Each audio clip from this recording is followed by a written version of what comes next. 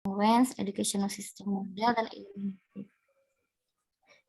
Yang pertama tentang pengertian dari model ini berbeda dengan model pembelajaran ya, yang pernah kita pelajari pada semester sebelumnya.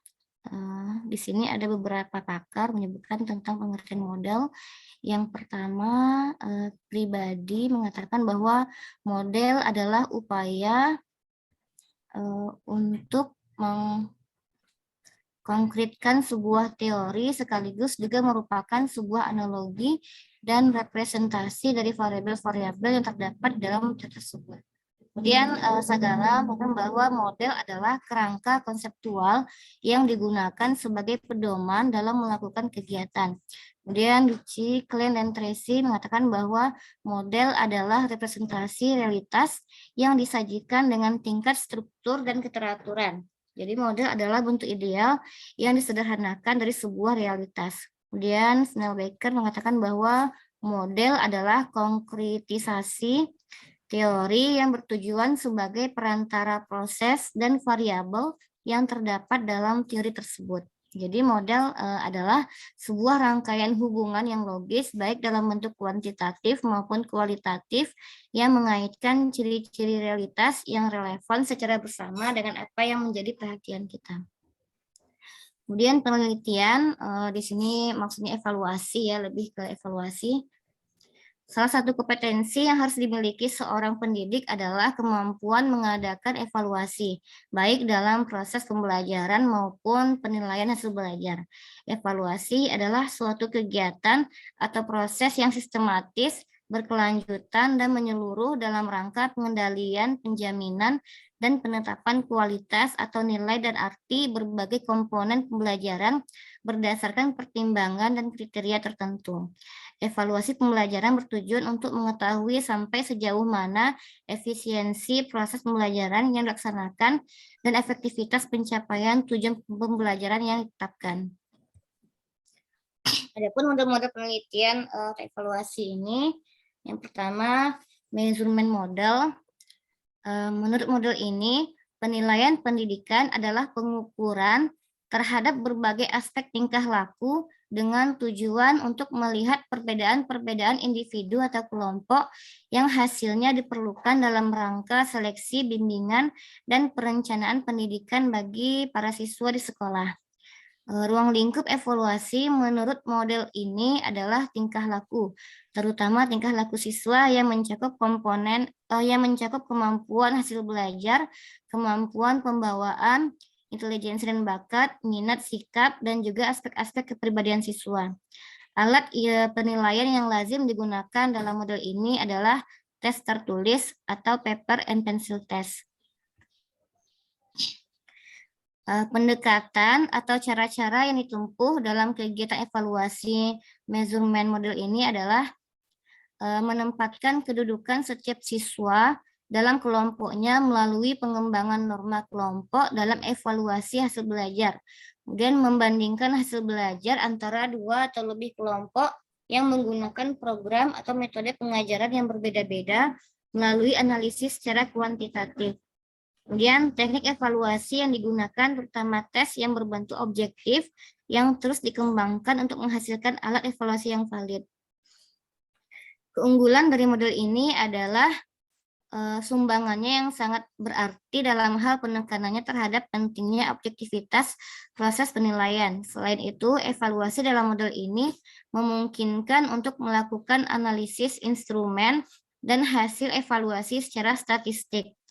Sedangkan keterbatasan dari model ini terletak pada penekanannya yang berlebihan pada aspek pengukuran dalam kegiatan penilaian pendidikan. Konsekuensinya, penilaian cenderung dibatasi pada dimensi tertentu dari sistem pendidikan yang dapat diukur. Dalam hal ini adalah hasil belajar yang bersifat kognitif. Nah, jadi menggunakan model measurement ini, hasil evaluasi atau penilaian itu lebih bersifat kognitif. Kemudian yang kedua, congruence model. Model evaluasi kesesuaian adalah suatu kegiatan untuk melihat kesesuaian atau congruence antara tujuan dengan hasil belajar yang dicapai. Sedangkan ruang lingkup dari evaluasi model ini adalah memeriksa persesuaian antara tujuan dan hasil belajar Maka yang dijadikan objek penilaian adalah tingkah laku siswa. Secara lebih khusus, yang dinilai adalah perubahan tingkah laku yang diinginkan yang diperlihatkan oleh siswa pada akhir kegiatan pendidikan. Ruang lingkup perilaku meliputi pengetahuan, keterampilan, dan nilai tersikap. Congruence model ini tidak membatasi alat penilaian pada tes tertulis seperti model yang sebelumnya atau yang measurement itu kan terbatas pada tes tertulis atau paper and pencil test saja. Sedangkan kalau congruence ini juga perlu digunakan alat-alat penilaian lain seperti tes perbuatan dan observasi belajar yang dicapai. Kemudian langkah-langkah yang ditempuh dalam proses evaluasi model congruence ini yaitu merumuskan tujuan tingkah laku, menentukan situasi di mana peserta didik dapat memperlihatkan tingkah laku yang akan dievaluasi, kemudian menyusun alat evaluasi, kemudian menggunakan hasil evaluasi. Keunggulan dari model ini adalah menghubungkan hasil belajar dengan tujuan pendidikan sebagai kriteria perbandingan. Kemudian memperkenalkan sistem pengolahan hasil penilaian secara bagian demi bagian yang ternyata lebih relevan dengan kebutuhan pengembangan sistem. Sedangkan keterbatasannya adalah tidak menjadikan input dan proses pelaksanaan sebagai objek penilaian secara langsung. Dengan model pre dan post test, informasi yang dihasilkan hanya dapat menjawab pertanyaan tentang tujuan-tujuan mana yang telah dan belum dicapai. Kemudian model yang ketiga yaitu educational system.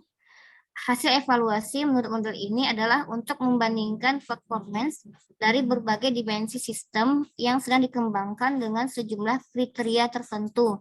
Akhirnya sampai pada suatu deskripsi dan judgement mengenai sistem yang dinilai tersebut. Hakikat evaluasi menurut sistem model adalah sebagai berikut.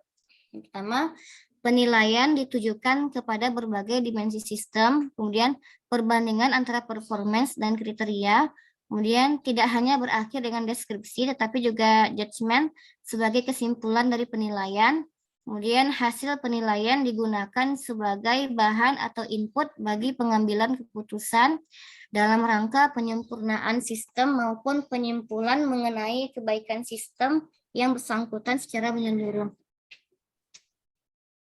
Ruang lingkup evaluasi dalam model ini adalah objek sekurang-kurangnya terdiri dari peralatan atau sarana, kemudian proses dan hasil dicapai, mencakup data objektif maupun data subjektif.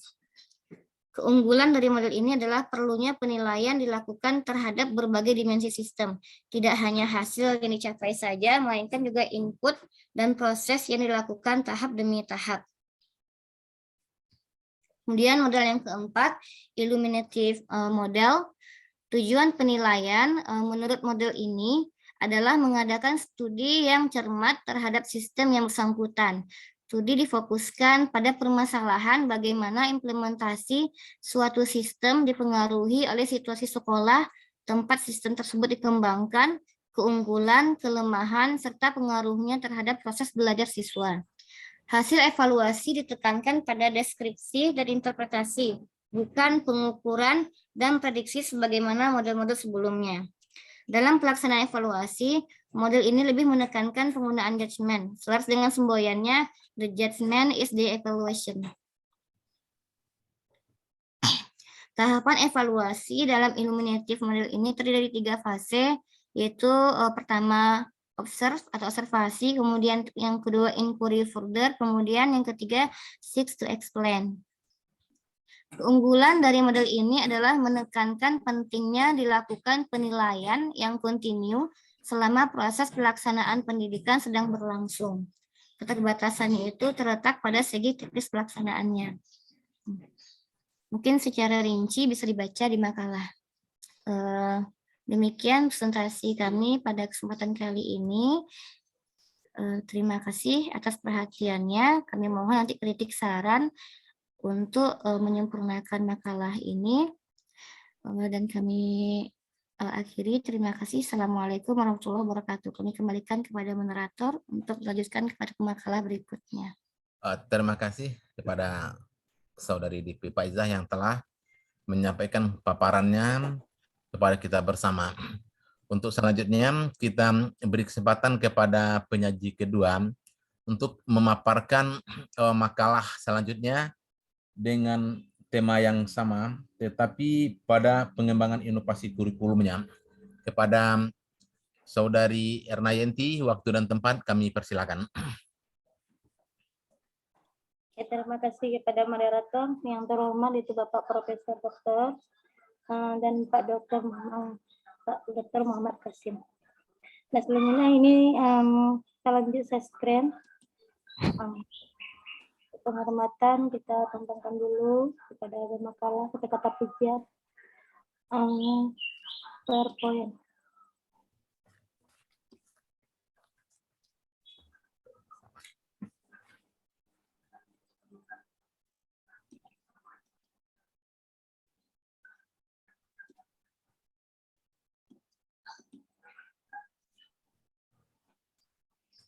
Lanjut aja dengan moderator. Di sini kita bisa juga menghubungkan kepada pemakalah sebelumnya. Pemakalah sebelumnya itu tentang model-model pengembangan model-model inovasi kurikulum. Tapi juga kita mengarah bahwa inovasi itu kita harapkan kepada evaluasi. Ini pemakalah juga berlandas dulu kepada inovasi. Di inovasi itu merupakan bentuk perubahan yang berkembang di masyarakat. Inovasi terkait dengan pengambilan keputusan yang diambil, baik menerima maupun menolak hasil dari inovasi. Kita selalu menggunakan kurikulum dalam kehidupan sehari-hari. Setiap ini kita mempunyai tugas-tugas yang harus dikerjakan dan diselesaikan. Tugas itu dilakukan dengan perencanaan, pelaksanaan, dan evaluasi dengan harapan hasilnya memuaskan. Dalam konteks global, khususnya dalam pengembangan kurikulum secara nasional, kurikulum nasional akan diambil kondisi sosial ekonomi, tingkat pendidikan, budaya, perkembangan ilmu pengetahuan dan teknologi. Sehingga inovasi kurikulum adalah suatu gagasan atau praktek kurikulum yang baru dengan mengadopsi bagian-bagian yang berpotensi dari kurikulum tersebut dengan tujuan untuk memecahkan masalah atau mencapai tujuan tertentu. Di sini kita nggak membahas lagi tujuan kurikulum, tapi tetap kita juga masukkan dalam makalah. Selain dari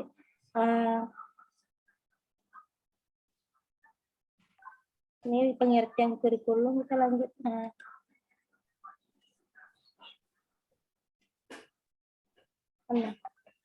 Dalam menyikapi suatu perubahan, setiap sekolah dituntut berperan dalam pembaharuan tersebut sampai pada tahap implementasi dan menetapkan perubahan itu sesuai dengan perkembangan sekolah tersebut. Sering terjadi sekolah menerima suatu perubahan tanpa memperhitungkan mengapa mereka mengadopsinya. Apa dampak perubahan itu bagi guru, siswa, dan masyarakat luas. Kemudian sekolah yang menjadikan hanya memuat itu juga menggambarkan sebagai suatu model akan menjadi contoh bagi sekolah yang lain. Oleh karena itu, perlu dilakukan penelitian untuk memastikan apakah satu sekolah itu perlu dilakukan perubahan. Ini konsep dan inovasi pengembangan kurikulum. Ada beberapa faktor yang menjadikan sebagai landasan dalam merencanakan kurikulum. Yang pertama itu asas filosofis yang berkenaan dengan sistem nilai, pandangan, dan norma suatu masalah. Yang kedua, asas psikologis yang berkenaan cara belajar siswa dan faktor yang menghambat. Yang ketiga, asas sosiologis yang berkenaan dengan penyampaian kurikulum dalam masyarakat. Apakah sudah sesuai atau belum terhadap tuntutan masyarakat. Yang keempat itu organisasi berkenaan dengan bentuk penyajian bahan pelajaran. Hal yang perlu diperhatikan sebagai prinsip pengembangan kurikulum adalah prinsip relevansi dalam pemecahan masalah itu disusun dengan sesuai kebutuhan siswa. Yang kedua, prinsip efektivitas. Ketiga, prinsip efisiensi. Dan kelima, continuity dan fleksibel. Yang keenam itu prinsip belajar sambil bekerja, yaitu di mana individu mengalami langsung apa yang dipelajari.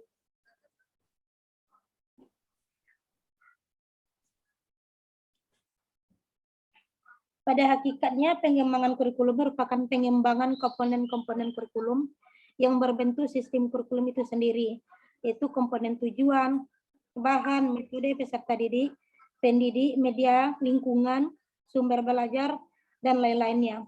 Di komponen-komponen kurikulum tersebut harus dikembangkan agar tujuan pendidikan dapat dicapai sebagaimana mestinya. Pengembangan kurikulum adalah proses perencanaan agar menghasilkan perencanaan kurikulum yang luas dan spesifik. Proses ini berhubungan dengan seleksi dan pengorganisasian sebagai komponen situasi belajar mengajar. Antara lain penetapan jadwal pengorganisasian kurikulum dan spesifikasi tujuan yang disarankan. Mata pelajaran, kegiatan, sumber, dan alat pengukur pengembangan kurikulum yang mengacu pada kreasi sumber-sumber unit, rencana unit, dan garis pelajaran untuk memudahkan proses belajar.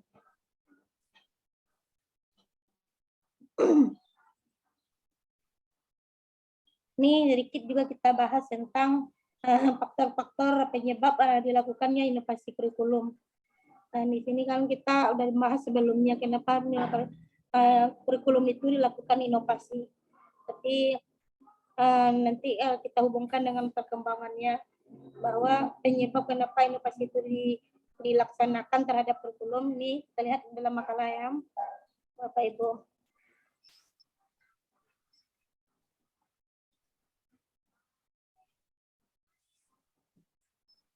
Secara garis besar, jadi kita hubungkan juga dengan model evaluasi yang telah dikembangkan. Jadi model-model yang telah disampaikan oleh pemakalah sebelumnya itu yang telah dikembangkan selama ini dapat digolongkan pertama measurement itu evaluasi dasarkan pada pengukuran perilaku siswa untuk mengungkapkan perbedaan individu atau kelompok.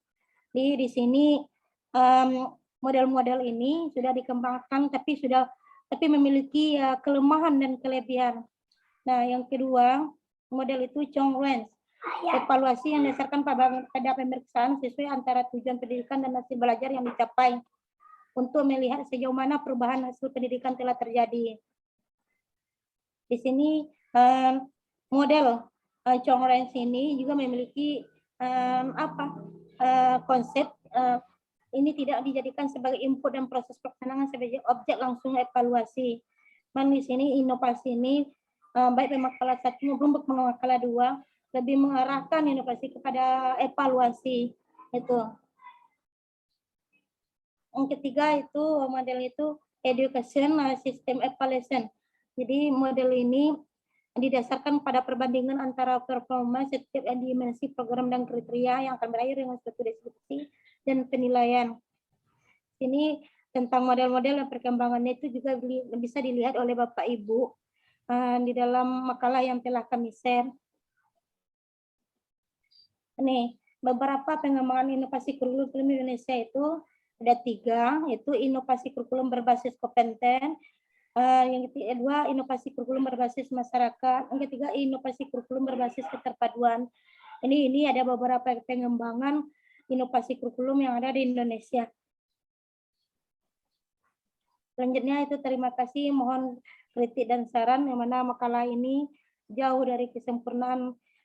Sebelum Bapak mengkritik juga makalah menyadari bahwa makalah ini tidak jauh dari kesempurnaan. Jadi mohon bantuan dan kritikan Bapak Ibu untuk kesempurnaan makalah ini, terutama pada dosen yang mengampu mata kuliah ini.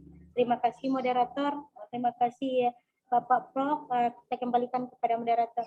Assalamualaikum warahmatullahi wabarakatuh. Waalaikumsalam warahmatullahi wabarakatuh. Terima kasih kepada Saudara Erna Yenti yang telah menyampaikan paparan kepada kita bersama.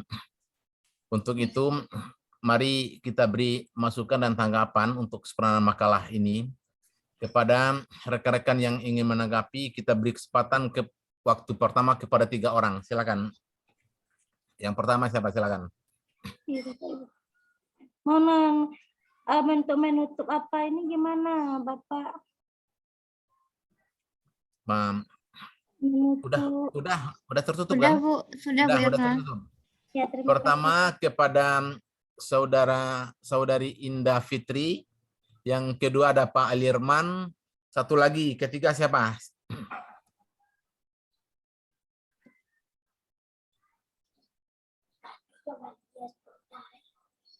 Masih ada? Nah, yang keempat saudari Rika, Fitri. Ya, jadi 2 orang Fitri bersaudara. Ya. Untuk waktu pertama kita berikan kepada Bu Indah. Silakan Bu Indah untuk disampaikan kepada kedua pemakalah. Baik, terima kasih kepada moderator. Ya, baiklah yang terhormat Bapak Prof yang sudah hadir di hadapan kita semua, dan juga Bapak Dr. Kosim yang saat ini belum hadir. Semoga nanti beliau bisa hadir di hadapan kita juga. Baiklah, untuk saat ini saya ingin mempertanyakan masalah pertama itu model penelitian, measurement, congruence, educational system, dan iluminatif, ya. Kemudian ada pengembangan inovasi kurikulum. Satu modelnya, satu pengembangannya. Yang ingin saya tanyakan, kira-kira model penelitian measurement ini, apakah sudah yang keempat ini, apakah sudah pernah diimplementasikan? Seperti apa kira-kira maksudnya model penelitian dari masing-masing 4 model ini? Kemudian sekaligus juga pengembangan inovasi kurikulum itu juga. Ya, jadi ada model, ada pengembangan. Seperti apa kira-kira contoh implementasinya di dalam dunia pendidikan kita? Apakah sudah pernah diterapkan? Nah, cara penerapannya seperti apa? Karena saya masih bingung maksudnya. Masih belum tergambar kira-kira, ya mungkin kebayang-bayang udah. Dan saya pikir model pembelajaran baru. Kalau model penelitian inovasi kurikulum ini masih belum kebayang. Kira-kira kayak seperti apa tindakannya di dalam dunia pendidikan kita. Mungkin itu aja. Assalamualaikum warahmatullahi wabarakatuh. Terima kasih kepada Sarom Indah. Kemudian yang kedua kita beri kesempatan kepada Pak Alirman untuk menyampaikan pertanyaan atau mungkin juga masukan-masukannya. Terima kasih Bapak Moderator. Pertama yang kita hormati Bapak Profesor Dr. Haji Safruddin Nurdin, MPD. Kemudian juga Bapak Dr. Muhammad Kosim MA. Selanjutnya rekan-rekan semuanya, terutama sekali kepada pemakalah yang telah menyajikan yaitu makalahnya di hadapan kita bersama. Ada 2 makalah yang ditampilkan dengan judul yang sama, yaitu model-model penelitian dan pengembangan inovasi kurikulum, yaitu measurement, congruence, dan education system, dan iluminatif. Ini ya kongres. Ada 4 pembahasan di sini. Yang perlu kami pertanyakan, yang pertama, tadi di dalam makalah dipaparkan yaitu tentang evaluasi. Nah, apakah yang dimaksud di sini model penelitian ini sama dengan evaluasi atau bagaimana? Ini satu. Kemudian yang kedua, kalau kita pahami bahwa penelitian pengembangan ini merupakan suatu proses penelitian untuk menciptakan atau memperbaiki produk. Jadi penelitian pengembangan itu merupakan penelitian yang berupaya mengembangkan produk tertentu sesuai dengan kebutuhan masyarakat saat ini. Metode penelitian atau pengembangan ini, kalau di dalam metode penelitian itu kita kenal dengan metode research and development, atau R&D. Sementara dalam pembahasan ini ada 4 model yang harus kita kembangkan. Yang kita pertanyakan sebagai pertanyaan kedua, apakah sama atau bagian daripada R&D ini yang 4 model yang telah ditawarkan, yang telah disampaikan oleh pemakalah tadi. Pertanyaan ketiga, sejalan dengan apa yang dikemukakan oleh Bu Indah Fitri sebentar ini, bahwa penelitian pengembangan merupakan penelitian yang diarahkan untuk menghasilkan. Jadi penelitian ini adalah untuk menghasilkan, yang pertama menghasilkan produk, yang kedua menghasilkan desain, kemudian menghasilkan proses. Jadi gambaran dari apa yang dikemukakan dalam makalah tadi, bagaimana bentuk produk yang dihasilkan dari keempat macamnya itu, apa bedanya, perbedaannya, kemudian desainnya bagaimana, selanjutnya proses dalam pelaksanaan dari model ini. Sama dengan model pembelajaran, setiap pembelajaran itu kita ada modelnya, ada model problem solving, ada dengan model apa namanya itu seperti model apa namanya itu bermain peran, role playing, dan juga ada model-model yang lain. Seperti dalam penelitian ini juga seperti model-model itu. Jadi kalau kita bicara masalah model, tentu tidak terlepas dari apa namanya itu, kalau dalam kita kaji yaitu langkah-langkah atau sintak daripada model itu. Jadi ini menyangkut masalah model penelitian. Jadi bagaimana kira-kira langkah-langkah yang dilakukan untuk melakukan penelitian pengembangan ini. Nah, itu saja pertanyaannya, berarti ada 4. Ya. Ada 4 yang harus apa nama itu, yang kiranya yang harus kita diskusikan. Demikian saja, terima kasih saudara moderator, dan kemudian juga pada kita bersama. Yang sebentar Pak Alirman, yang keempat tadi Pak, pertanyaannya. Yang keempat bagaimana sintaknya, Langkah-langkah ya. langkah-langkah dari masing-masing. Terima kasih Pak. Kemudian selanjutnya kepada Saudari Rika Fitri untuk memberi tanggapan atau pertanyaan kepada para penyaji. Terima kasih Pak Moderator. Assalamualaikum warahmatullahi wabarakatuh. Yang kita hormati Bapak Prof selaku dosen pembimbing kita dan Bapak Ibu PIB. Saya langsung saja pada pertanyaannya. Saya mau nanya tentang model-model penelitian inovasi kurikulum. Di sini pemakalah ada menjelaskan 4 model, tapi ada keunggulannya atau kelebihannya tadi dijelaskan. Yang kami minta di sini, adakah kelemahan-kelemahan dalam pelaksanaan 4 model ini dalam pengaplikasiannya atau pelaksanaannya? Jika ada, mohon penjelasannya. Kemudian, bisa enggak contohnya dalam proses pendidikan atau dalam proses inovasi kurikulum itu contohnya seperti apa? Contohnya materi pendidikan agama Islam, kita melakukan inovasi kurikulum dengan menggunakan model ini. Bisa enggak memberikan contohnya atau seperti apa kira-kira? Itu saja Pak Moderator. Assalamualaikum warahmatullahi wabarakatuh. Terima kasih banyak kepada teman-teman yang sudah memberi tanggapan. Untuk tidak mempanjangkan waktu, untuk itu kepada kedua penyaji sesuai dengan pertanyaan-pertanyaannya untuk memberi tanggapan dari pertanyaan pertama dari Saudara Indah Fitri ya, yang ada 1 pertanyaan, kemudian dari Pak Alirman ada 4 pertanyaan, kemudian dari Saudari Rika tadi ada 2 pertanyaan. Kepada para penyaji, waktu dan tempat kami persilakan. Ya, terima kasih moderator. Bismillahirrahmanirrahim. Assalamualaikum warahmatullahi wabarakatuh. Waalaikumsalam warahmatullahi wabarakatuh. Baiklah, kami akan mencoba menjawab pertanyaan-pertanyaan yang tadi ajukan tadi. Yang pertama, maksud dari keempat model ini ya. Jadi model-model keempat model ini terkait dengan pertanyaan di apa aja ya keempat-empatnya itu, termasuk Pak Alirman juga tadi, apakah sama dengan R&D atau tidak gitu kan. Ini bukan R&D ya, bukan penelitian pengembangan, tapi mungkin dari segi judulnya terkesan seperti itu ya, penelitian pengembangan inovasi kurikulum, tapi bukan ke sana perginya Pak Alirman, nggak ada kaitannya dengan R&D gitu.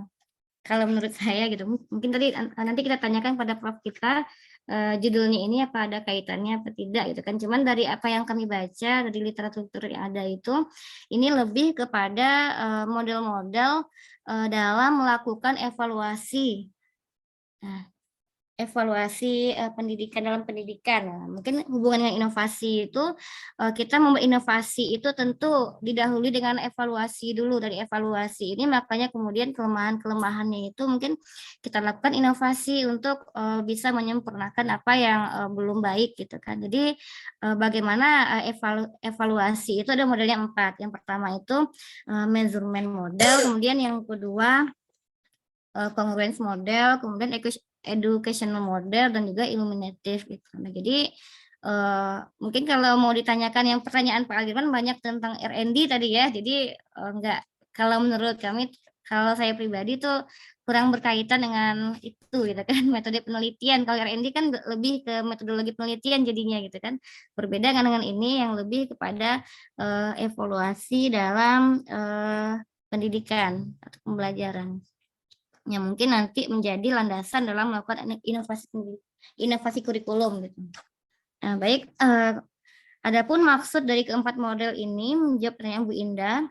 Model yang pertama, measurement model ini itu measurement itu artinya pengukuran gitu ya. Jadi penilaian pendidikan adalah pengukuran terhadap berbagai aspek tingkah laku dengan tujuan untuk melihat perbedaan-perbedaan individu atau kelompok yang hasilnya diperlukan dalam rangka seleksi, bimbingan, dan perencanaan pendidikan bagi para siswa di sekolah.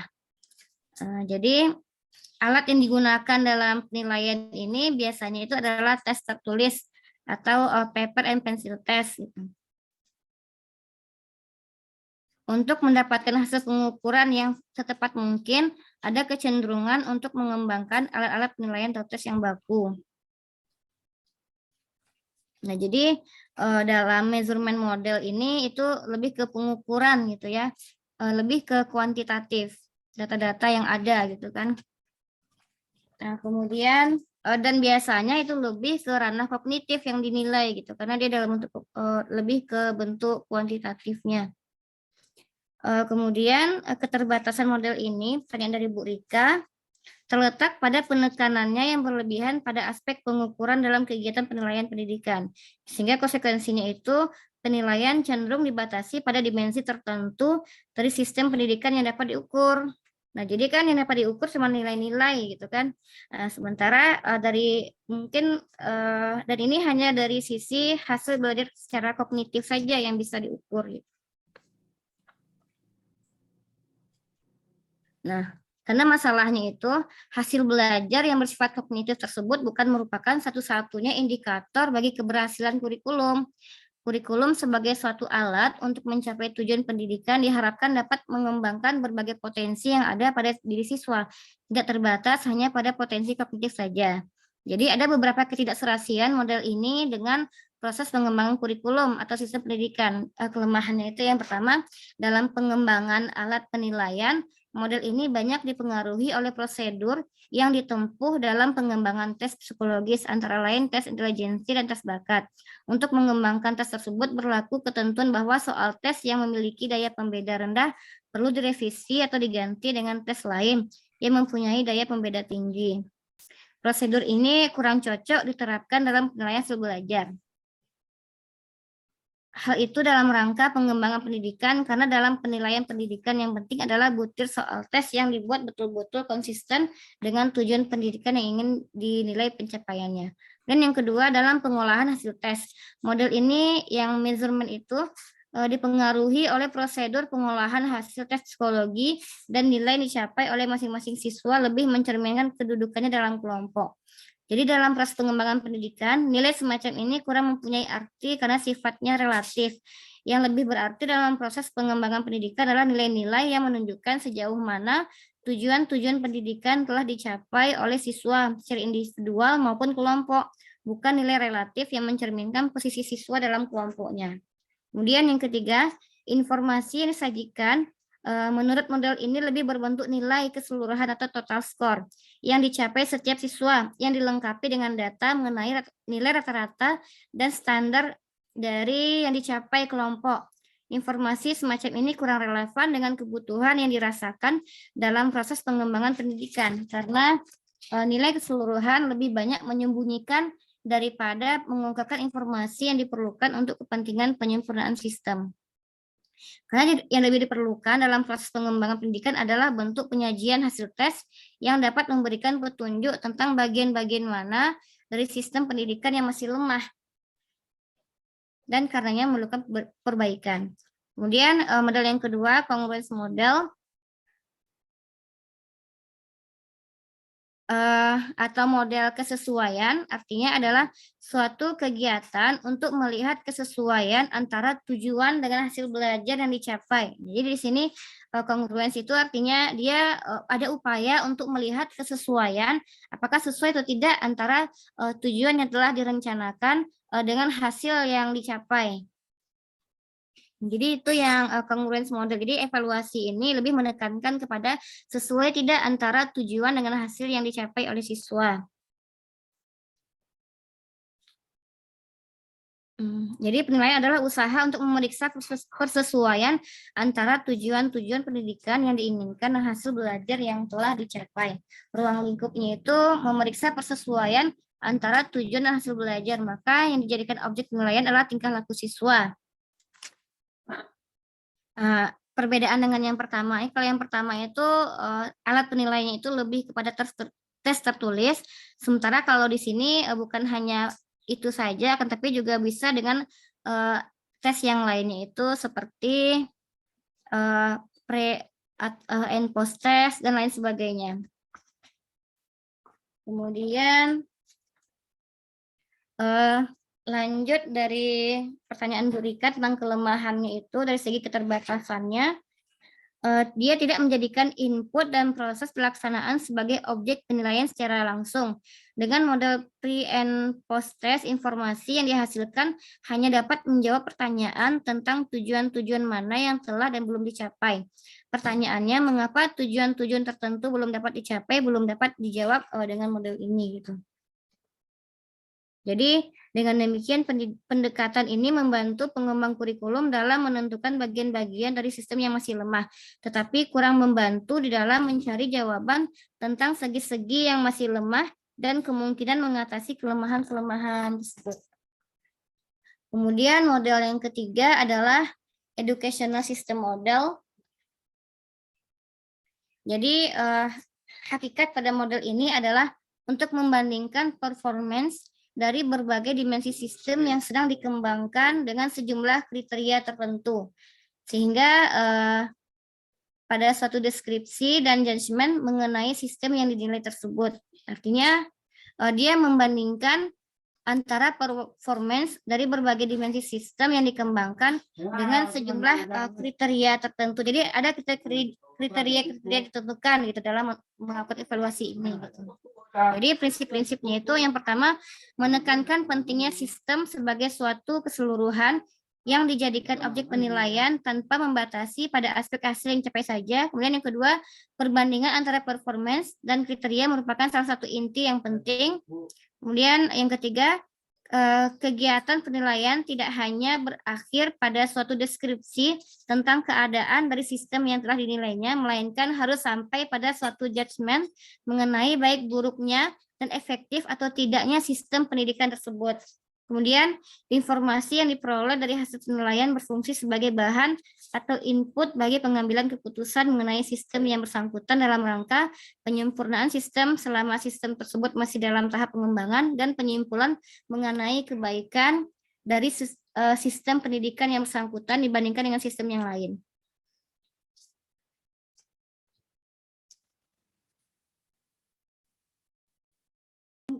Lanjut. Kemudian yang keempat, illuminative model. Ya. Pada model ini, studi difokuskan pada permasalahan bagaimana implementasi suatu sistem dipengaruhi oleh situasi sekolah, tempat sistem tersebut dikembangkan, keunggulan, kelemahan, serta pengaruhnya terhadap proses belajar siswa. Jadi hasil evaluasi ditekankan pada deskripsi dan interpretasi, bukan pengukuran dan prediksi sebagaimana kalau yang sebelumnya itu kan ada pengukurannya, prediksinya. Sementara kalau di sini lebih ditekankan pada deskripsi dan interpretasi. Jadi evaluasi melalui model yang keempat ini didasarkan pada upaya mencari data untuk pelaksanaan program. Jadi selama program dilaksanakan, mungkin saja terdapat beberapa aspek yang mempengaruhi pelaksanaannya seperti faktor lingkungan. Jadi melalui kegiatan evaluasi ini pula dapat diperoleh data mengenai kelebihan dan kelemahan program yang pada akhirnya akan dijadikan masukan untuk memperbaiki program-program berikutnya. Gitu.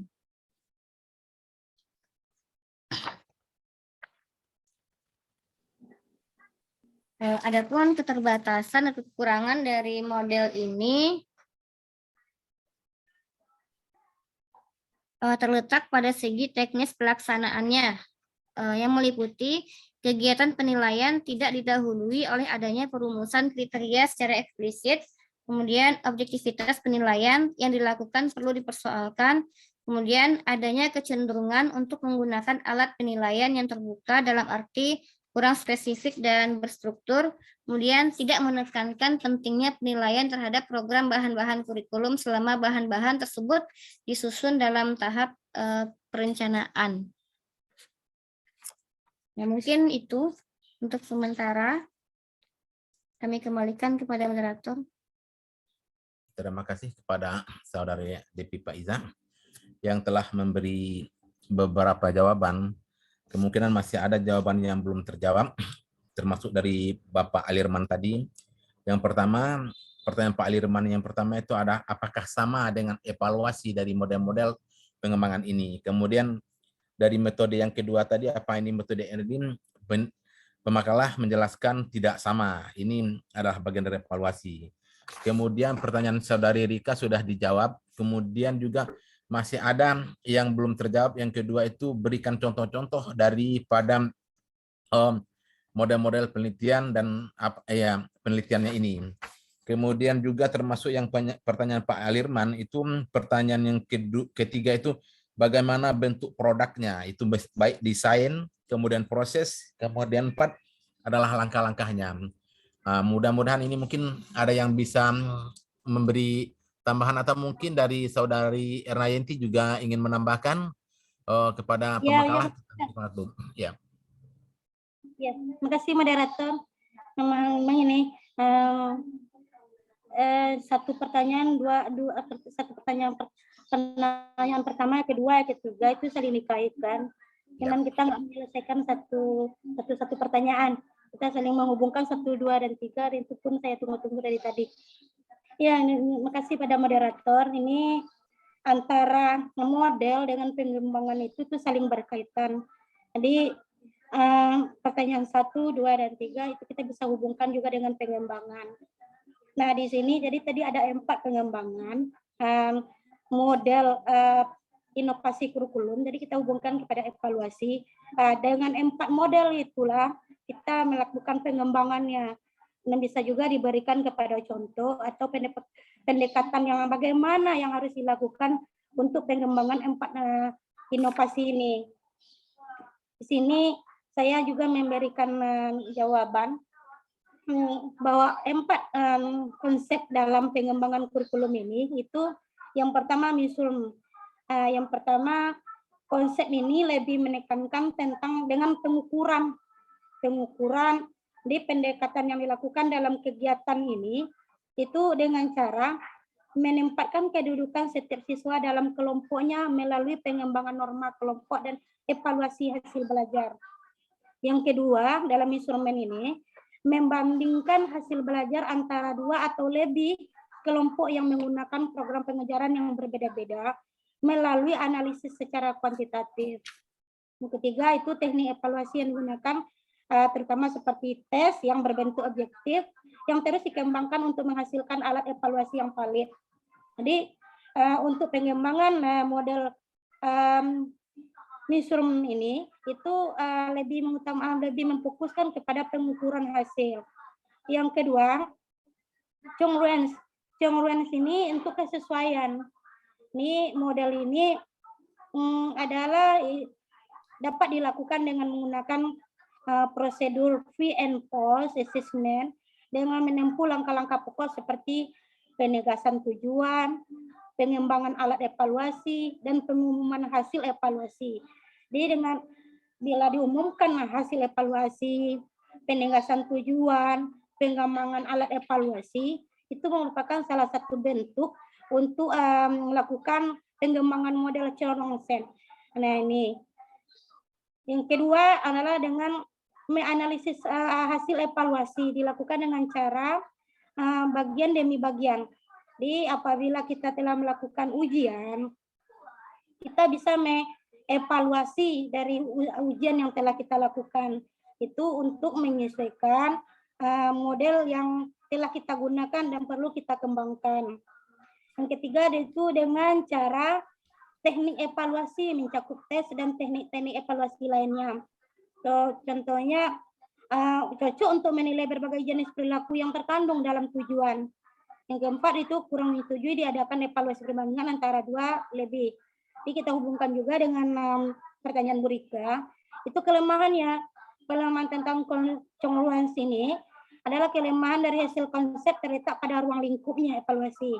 Sekalian tujuan evaluasi itu diarahkan pada kepentingan penyempurnaan program kurikulum. Tapi konsep ini tidak menjadikan input dalam proses pelaksanaan sebagai objek langsung evaluasi.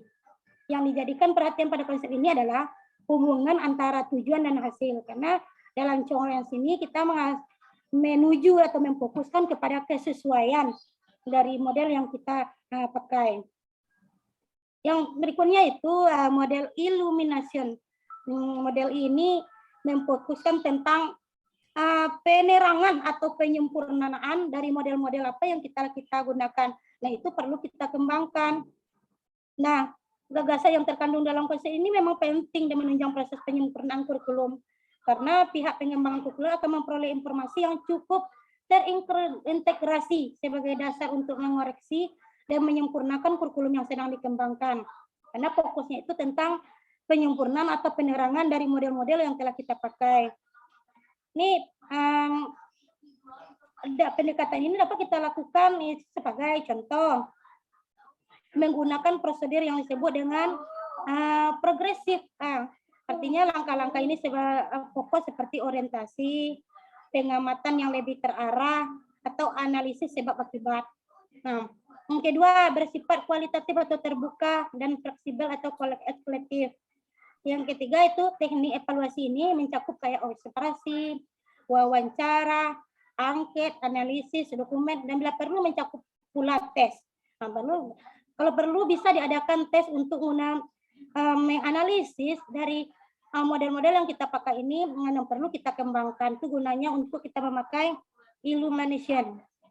Yang keempat itu model additional system evaluasi. Langkah ini dapat kita lakukan seperti membandingkan performa setiap dimensi program dengan kriteria internal. Yang kedua, membandingkan dengan menggunakan kriteria eksternal seperti performa dengan program yang lain. Yang ketiga, bisa kita gunakan dengan pendekatan teknik melakukan evaluasi seperti tes, observasi, wawancara, angket, dan analisis dokumen. Di model yang keempat ini kayak pendidikan sistem gitu, bisa kita lakukan dengan cara melakukan tes atau observasi atau wawancara dan angket. Di sini juga memiliki kelemahan, apa itu saja kelemahannya. Tentang evaluasi, untuk menyimpulkan sebagian program secara menyeluruh, ada dua persoalan yang perlu kita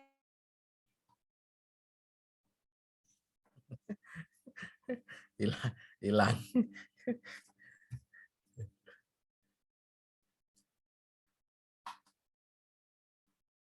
Halo, Bu Erna? Kena badai ini.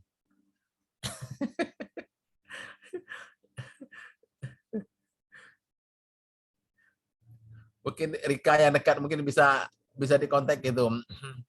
Apa badai di pesisir? Sinyal mungkin, Pak. Sinyal bias itu, Pak. Ya. Lanjut aja dulu, Pak. Baik, Kang. Mungkin sambil menunggu Bu Erna mau menambahkan sedikit. Ya, silakan. Menanggapi dari pertanyaan dari Pak Alirman tadi ya. Kalau R&D kan biasanya ada produknya, tapi kalau menurut kami ini bukan R&D ya yang kita bahas sekarang ini, bukan penelitian dan pengembangan gitu, tapi mungkin lebih kepada makna evaluasi gitu kan. Model ini bagaimana kita bisa mengevaluasi suatu program pendidikan yang kita lakukan. Ada 4 model cara dalam melakukan evaluasi atau model evaluasinya gitu. Jadi produk atau hasil yang dikeluarkan nanti ya hasil dari evaluasi itu gitu. Jadi bukan misalkan model kayak software atau ada program segala macam kan, tapi hasil dari evaluasi yang kita lakukan. Mungkin lebih ke sana Pak Alirman gitu. Jadi bukan R&D ya. Kemudian yang kata Pak Alirman model itu ada sintaks segala macam, akan tapi kan tadi itu udah di awal sudah disebutkan ya, bukan untuk pembelajaran gitu kan, tapi model yang mungkin ini merupakan konkretisasi dari teori-teori yang ada, itu yang model maksud di sini, bukan tentang langkah-langkah dalam pembelajaran, akan tapi mungkin di beberapa sini referensinya agak susah juga ya mencari ini di perpustakaan nggak ketemu. Carinya lebih banyak di internet gitu, referensinya gitu, literaturnya. Dan itu juga sedikit sekali gitu ya. Ada di buku 4 model ini cuma 2 halaman gitu kan. Jadi emang mencari-cari lagi di internet itu kan kebanyakannya gitu. Nah, jadi langkah-langkahnya itu yang banyaknya itu beberapa referensi itu banyaknya mereka menulis yang kongruens. Kalau measurement model itu kan tadi pengukuran ya gitu. Nah, kalau langkah-langkah konkretnya mungkin belum terlalu paham ya, mungkin nanti kalau ada profesor kita, dosen kita yang mungkin lebih menjelaskan lebih valid lagi gitu. Nah, kalau yang congruence itu ada beberapa, ada dalam makalah, apa yang kami temukan itu yang ditulis gitu kan. Nah, jadi langkah-langkahnya yang congruence ini yang pertama merumuskan tujuan tingkah laku. Jadi berhubung evaluasi diadakan untuk memeriksa sejauh mana tujuan-tujuan yang telah dirumuskan itu telah atau dapat dicapai, perlu masing-masing tujuan itu diperjelas rumusannya sehingga memberikan arah yang lebih tegas di dalam proses perencanaan evaluasi yang akan dilakukan. Kemudian yang kedua, menentukan situasi di mana peserta didik dapat memperhatikan tingkah laku yang akan dievaluasi. Yang pertama merumuskan tujuan tingkah laku, yang kedua menentukan situasi di mana peserta didik dapat memperlihatkan tingkah laku yang akan dievaluasi. Kemudian yang ketiga menyusun alat evaluasi berdasarkan rumusan tujuan dan tes situasi tadi yang telah dilakukan pada tahap sebelumnya dapat ditetapkan dan disusun melalui dalam menilai jenis-jenis tingkah laku yang tergambar dalam tujuan tersebut di atas. Kemudian yang keempat, menggunakan hasil evaluasi. Setelah dilaksanakan tes, hasilnya diolah sedemikian rupa agar dapat memenuhi tujuan diadakannya evaluasi tersebut, baik untuk kepentingan bimbingan siswa maupun untuk memperbaiki siswa.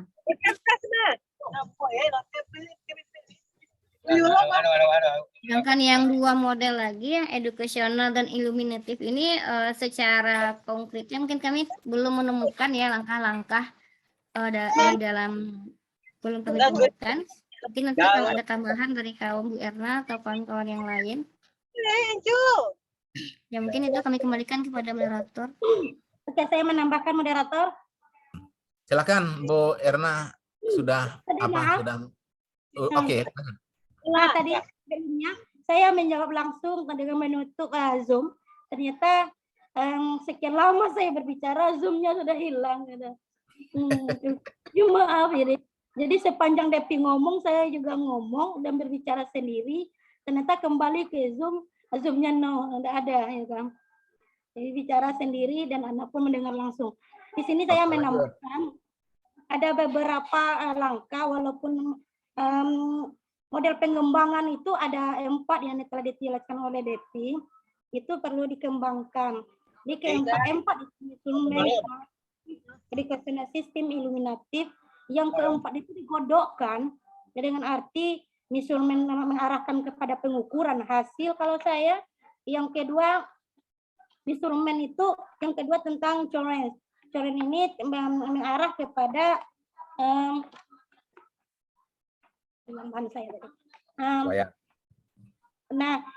jadi saya menambahkan di sini tentang mission. Ada beberapa mission mengarahkan tentang kesesuaian. Sementara untuk iluminatif, saya menambahkan langkah-langkah untuk pengembangan inovasi kurikulum ini. Itu yang pertama dengan analisis dan diagnosis kebutuhan. langkah-langkah dalam pengembangan kurikulum ini itu dengan cara menganalisis dan menganalisis kebutuhan.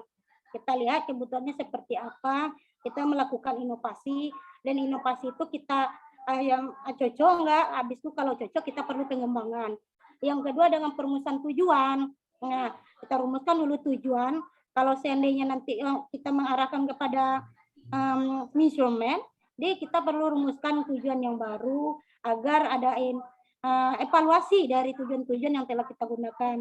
Dan kita ke pengorganisasian materi. Yang keempat bisa juga dengan mengorganisasikan pengalaman belajar. Penggunaan alat evaluasi. Jadi apabila semua dari ini sesuai dengan arahnya kepada pengukuran hasil, Chongles artinya mengarah kepada kesesuaian. Nah, beberapa model ini sesuai dengan arah-arah dan fokusnya, itu bisa kita godokkan secara semuanya dan untuk pengembangan. Itu yang terakhir dengan penggunaan alat evaluasi. Jadi setelah kita menggunakan seperti alat evaluasinya seperti tes, kalau enggak nanti kita tambah lagi dengan wawancara, atau tambah lagi dengan misalnya mengadakan wawancara seperti itu. Ini untuk ini pengembangan dari model yang inovasi kurikulum. Nah, kalau di sini menurut style dari gambaran 4 yang kita gunakan dalam mengembangkan inovasi kurikulum, bisa menentukan pengalaman belajar, mengelola atau mengorganisasikan pengalaman, misalnya dan menilai evaluasi pembelajaran. Jadi sasarannya semua dalam untuk pengembangan, kita arah model apa yang telah kita pakai dalam inovasi kurikulum. Empat inovasi yang kita gunakan oleh model yang kita gunakan dalam inovasi kurikulum dikembangkan, tapi walaupun bisa dikembangkan, dia memiliki kelebihan yang telah kita jelaskan sebelum ini. Jadi ini yang perlu kita kembangkan. Kalau seandainya nanti dikembangkan lagi, karena kita memiliki alat evaluasi sesuai tujuan arahnya kemana. Terima kasih, moderator. Terima kasih kepada Bu Erna dan Bu Depi Paiza yang telah memberi jawaban. Kemudian mungkin dari rekan-rekan yang lain, ada yang ingin memberi tambahan atau mungkin masukan-masukan untuk penyempurnaan dari pertanyaan dan makalah ini sebelum kita minta feedback daripada penanggap 1, 2, dan 3. Silakan. Sedikit Pak Moderator. Mungkin Pak Lerman kita beri kesempatan kepada rekan kita yang lain dulu untuk menambah, nanti baru kita lempar ke penanggap. Silakan rekan-rekan yang lain. Tidak ada? Kemudian untuk penanggap kita pertama kita beri kepada saudari Indah bagaimana untuk jawaban dan uraian yang telah disampaikan oleh makalah. Bisa Pak Ya. Hani? Ya, mungkin nanti maksudnya bisa kira-kira yang mengadakan model, maksudnya yang melakukan ini guru atau siapa kira-kira yang menentukan penelitian ini nanti dan pengembangan ini. Itu aja pertanyaannya, mungkin juga minta penjelasan dari Prof. Baik, jadi Pak Tony, Assalamualaikum. Ya. Waalaikumsalam warahmatullahi wabarakatuh. Atun? Bisa sedikit Pak Tony? Bu Yur, silakan Bu Yur. Ya, terima kasih banyak. Assalamualaikum warahmatullahi wabarakatuh. Waalaikumsalam warahmatullahi wabarakatuh. Ya, sekaitan dengan mungkin ada pertanyaan daripada Rika Fitri tadi kira-kira di antara keempat model evaluasi kurikulum itu mana yang paling tepat kan gitu. Sebagaimana yang kita ketahui bahwa untuk melihat model daripada keempat model evaluasi kurikulum ini, itu yang paling tepat mungkin di sini kita mengatakan adalah education system evaluasi. Kenapa? Karena model education system evaluasi ini tampaknya dia merupakan model yang paling tepat. Kenapa? Karena kelemahan masing-masing model yang lain dapat ditanggulangi oleh model yang keempat ini. terlepas dari kenyataan tersebut untuk mencapai tujuan evaluasi yang bersifat khusus. Di ada 3 model lain pun masih dapat memberikan sumbangan, namun dapat kita katakan bahwa model education sistem evaluasi inilah yang paling tepat dipergunakan, karena ini disesuaikan dengan perkembangan atau kurikulum yang berkembang pada saat sekarang ini, seperti kurikulum K13, kemudian kurikulum Merdeka, gitu. Kemudian sesuai dengan apa yang ditanyakan oleh Bu Indah sebentar ini, kira-kira siapa yang melakukan evaluasi ini, kan gitu? Kalau ini biasanya itu di sekolah atau di madrasah itu ada yang disebut dengan istilah tim pengembang kurikulum. Jadi tim pengembang kurikulum inilah nanti yang akan melakukan evaluasi terhadap pelaksanaan evaluasi kurikulum ini. Namun tidak terlepas daripada guru dari MAPEL, ada bidang-bidang studi tersebut itu. Jadi yang melakukannya adalah tim pengembang kurikulum. Kemudian ya, padahal tim pengembang kurikulum itu sebenarnya ada unsurnya, ada termasuk di situ adalah termasuk guru. Mulai dari kepala madrasah, kemudian waka yang terkhususnya waka kurikulum, kemudian termasuk kepada guru. Jadi itulah tim yang melakukan pengembangan terhadap atau melakukan evaluasi atau pengembangan terhadap kurikulum yang ada di sekolah. Itu kira-kira Pak Antoni. Terima kasih banyak. Assalamualaikum warahmatullahi wabarakatuh. Waalaikumsalam warahmatullahi wabarakatuh. Terima kasih pada Bu Yor yang telah memberikan kita gambaran. Jadi di sini saya pikir sudah terjawab pertanyaan Indah ya. Walaupun nanti, walau untuk lebih puasnya nanti kita bisa minta nanti dari penjelasan yang lebih terurai lagi daripada Pak Prof. Karena dari pertanyaan itu beliau sudah menyampaikan tadi Bu Yur, ada tim pengembangan kurikulum ya. Mungkin karena ini adalah yang berbicara adalah praktisi, secara tidak langsung bahwa pengalaman yang beliau dapatkan bisa memberikan kita suatu wawasan. Karena dalam tim itu ada guru, ada kepsek, kemudian ada juga wakil kepala sekolah bidang studi itu. Kemudian yang untuk yang Pak Alirman, silakan Pak untuk memberi tanggapan.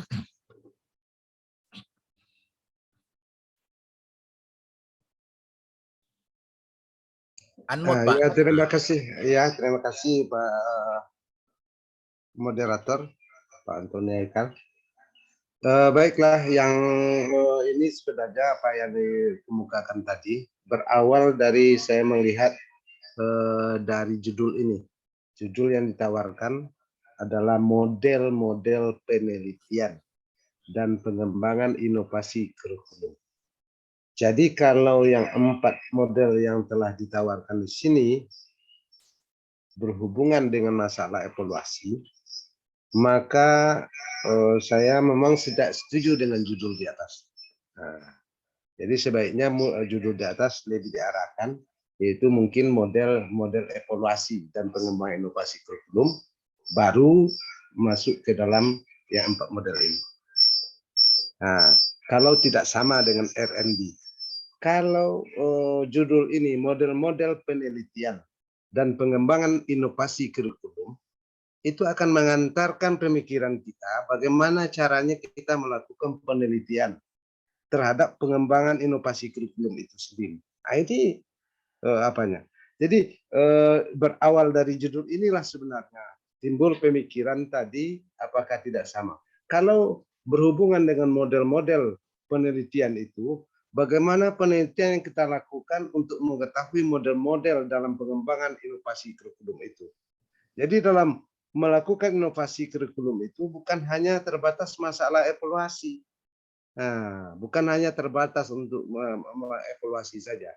Nah, ini karena sudah sudah dikatrol judulnya sehubung dengan evaluasi, maka seharusnya judul di atas juga harus dirubah judul induknya, yaitu model-model penelitian, bukan lagi penelitian, berarti model-model evaluasi dan pengembangan inovasi kurikulum, kemudian baru masuk, baru sesuai apa yang dibicarakan.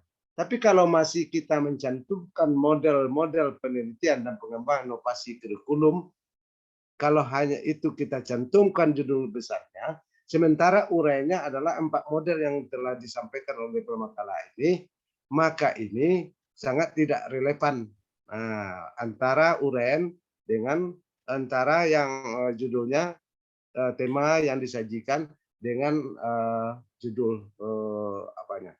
Jadi bagaimana ini sebenarnya? Jadi nanti kita mohonkanlah kepada Bapak Prof nanti untuk memberikan apa namanya itu pencerahan terhadap kita bagaimana kedudukannya ini.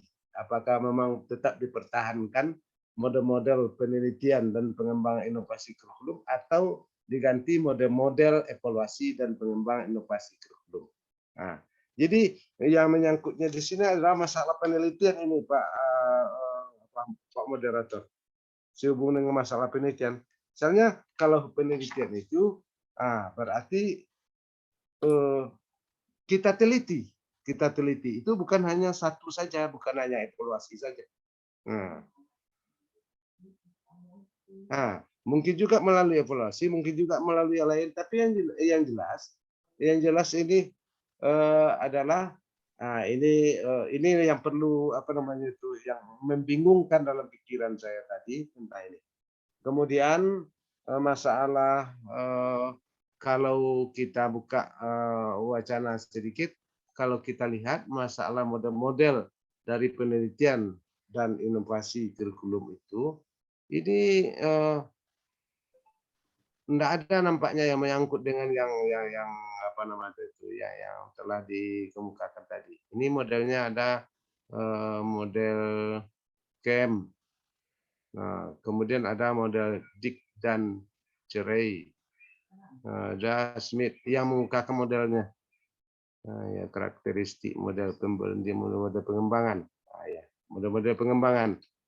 Ini bisa dilihat dalam apa namanya itu di dalam makalah di dalam jurnal yang dikemukakan oleh oleh Samsul Anam.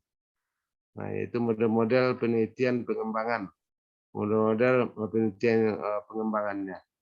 Nah, ini diarahkannya untuk bagaimana model penelitiannya, bukan diarahkannya untuk apa. Tetapi dalam uraiannya nanti juga ada analisis, design, development, implementation, evaluation.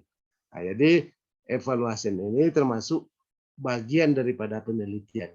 Nah, ada yang sifatnya analisis, ada design, yaitu desainnya, ada yang developmentnya. Nah, ini yang kita maksud apa tadi.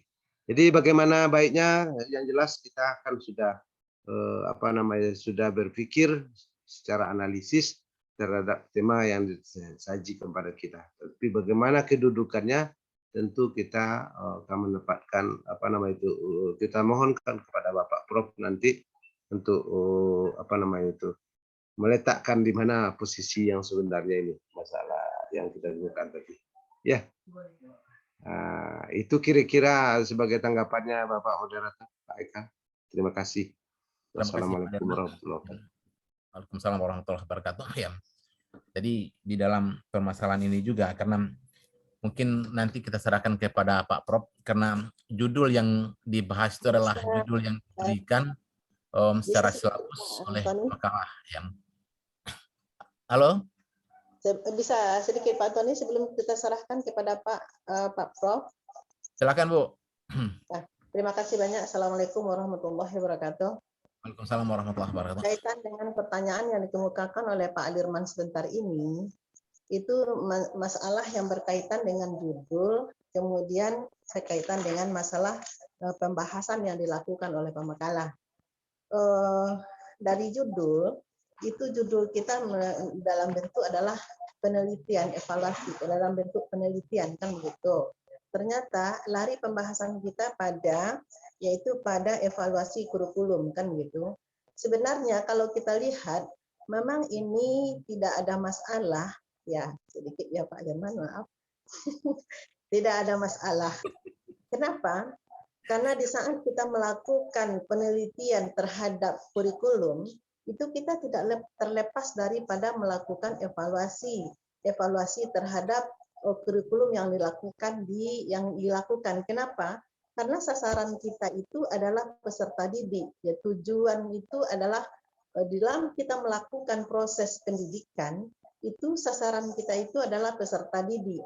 Berhasil tidaknya satu pendidikan, itu berhasil tidaknya satu kurikulum, itu terletak kepada keberhasilan atau berhasilnya peserta didik, kan gitu. Makanya lari di sini, model ini larinya kepada evaluasi kurikulum. Jadi evaluasi kurikulum itu juga dilakukan ada ada melalui observasi, ada melalui tes, ada lalu wawancara. Ini juga dilakukan terhadap peserta didik atau juga dilakukan terhadap pendidik gitu. Jadi makanya dari itu mungkin kita rasa dari judul yang dikemukakan terhadap pembahasan itu mungkin sejalan. Nah, ini kira-kira gambaran sedikit Pak Moderator. Ya, terima kasih. Assalamualaikum warahmatullahi wabarakatuh. Waalaikumsalam warahmatullahi wabarakatuh. Terima kasih Pak Moderator, ini mengenai tambahan tentang tim pengembang kurikulum itu tidak hanya ada di sekolah saja, tetapi juga ada di tingkat kementerian, seperti di tingkat Kemenaknya ada, kemudian di tingkat kalau di kita di tingkat provinsi dan di tingkat pusat ada.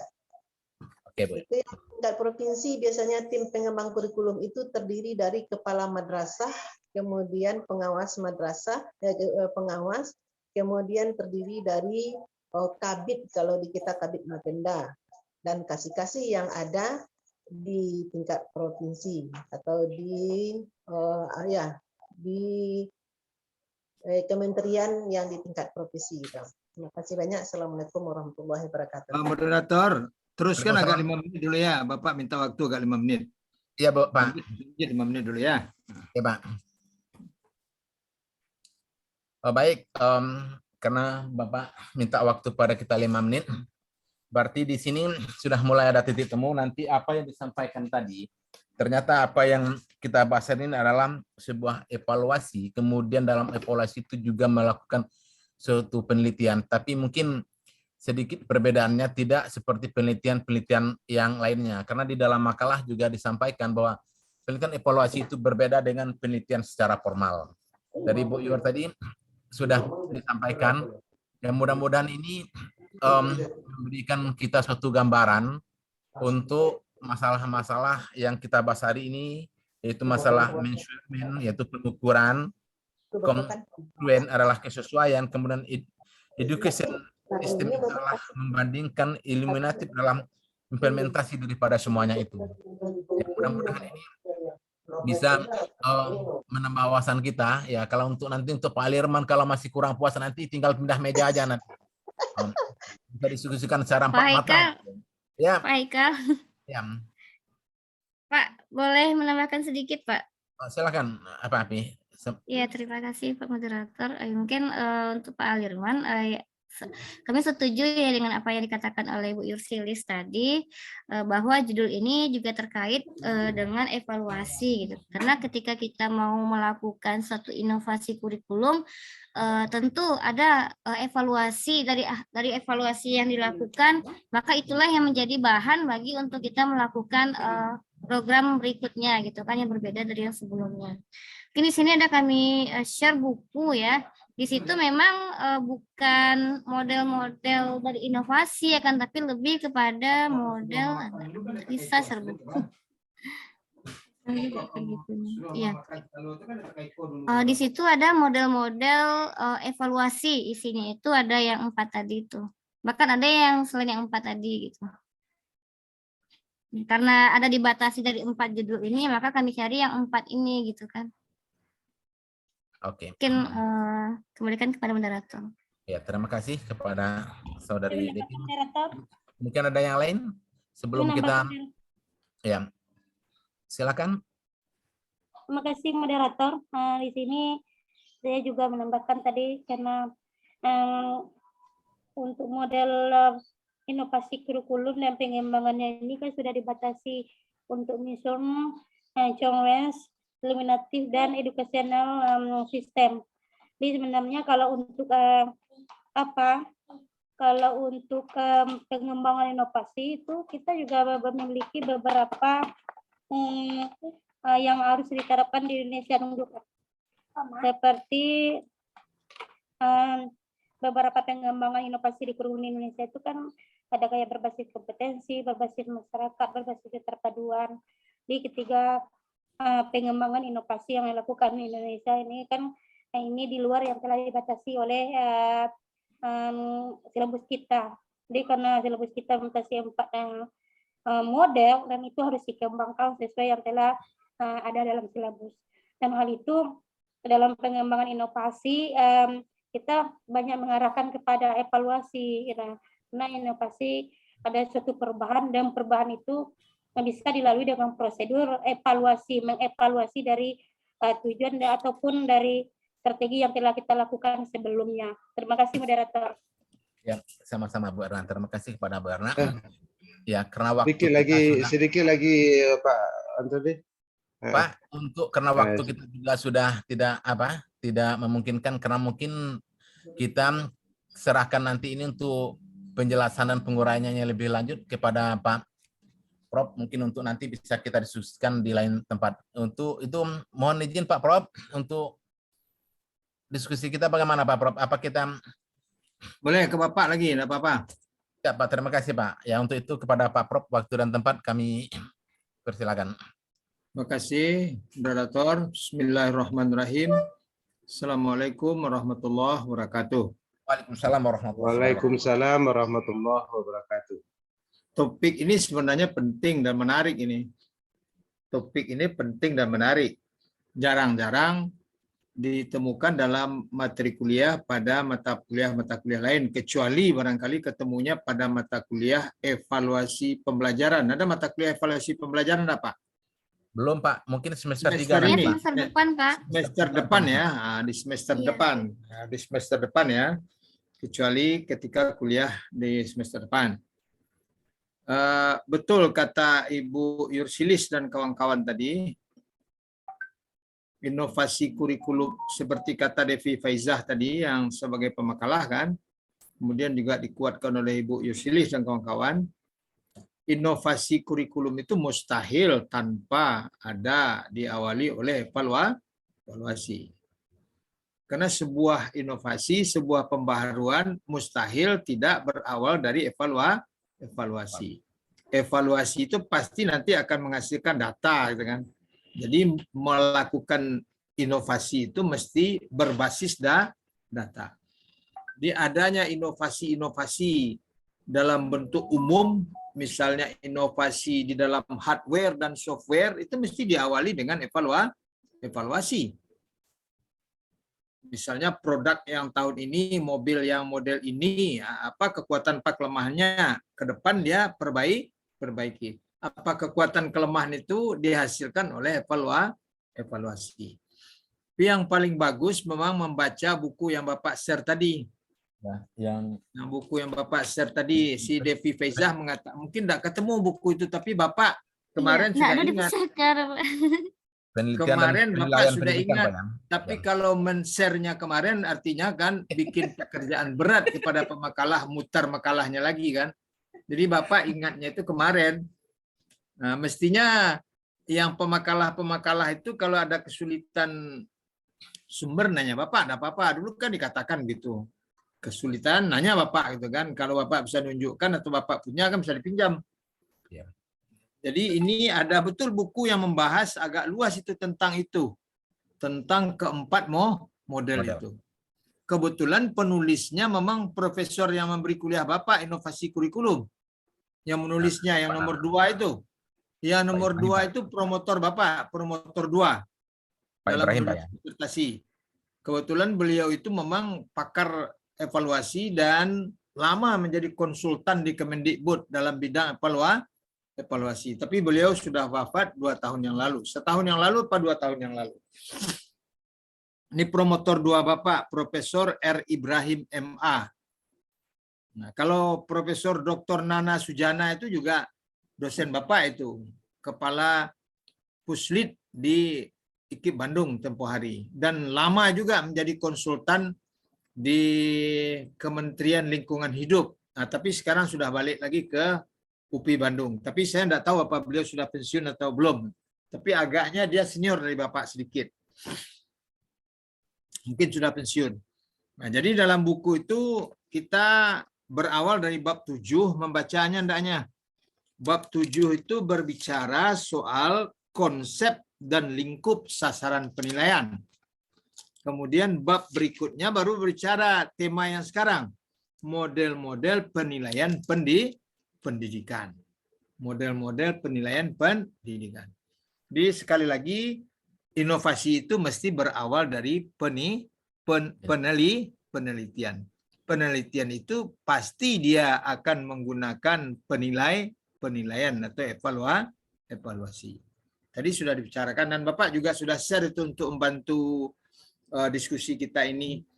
Kalau kita sudah mengenali konsep, tentu kita tahu siapa tokohnya, apa hakikatnya, kemudian apa ruang lingkupnya, kemudian seperti apa prosedurnya. Nah, itu diceritakan dalam buku ini semua. Tapi Devi Faiza bagus Bapak lihat tadi. Kalau si Erna Yenti memang ada juga menyinggung, tapi sedikit saja di bagian belakang, tapi tidak sampai berbicara kepada yang agak teknis. Nah, kalau si Devi Faiza tadi berbicara agak teknis tadi, sudah sampai kepada yang teknis dari buku yang dibacanya. Tapi kalau dibaca buku yang punya Pak Ibrahim ini lebih bisa kita membuat bagan seperti yang Bapak kirim itu. Bagan yang dikirim itu hasil bacaan dan kuliah dengan beliau gitu kan. Hasil bacaan kita terhadap buku ini dan juga dari hasil kuliah kita dengan beliau gitu. Nah, bisa kita bagankan. Tokohnya siapa, hakikat daripada model itu apa, hakikat ini maksudnya hakikat penilaiannya itu ya, kemudian ruang lingkupnya apa gitu kan, dan kemudian prosedurnya apa. Dan ini sekaligus juga bisa menjawab jawaban Ibu Indah tadi. Jadi yang jelas bisa menggunakan model itu guru. Itu ada untuk menilai hasil belajar. Ibu Yursilis yang diawasinya itu ada yang menggunakan PAP, ada yang menggunakan PAN itu kan. Sekarang apa yang berlaku di K13? PAN apa PAP?